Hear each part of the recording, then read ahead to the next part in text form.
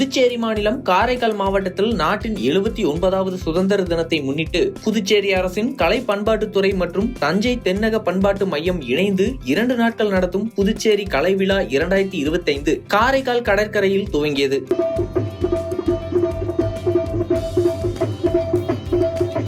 இந்த கலை விழாவினை புதுச்சேரி மாநில அமைச்சர் திருமுருகன் துவக்கி வைத்தார்.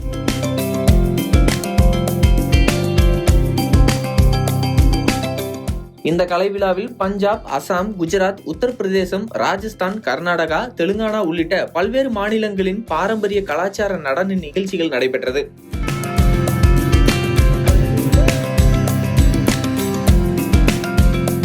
இந்த நிலையில் காரைக்கால் கடற்கரைக்கு பல்வேறு மாவட்டங்களில் இருந்து வருகை தந்த ஏராளமான சுற்றுலா பயணிகள் கலை விழாவை கண்டு ரசித்தனர்.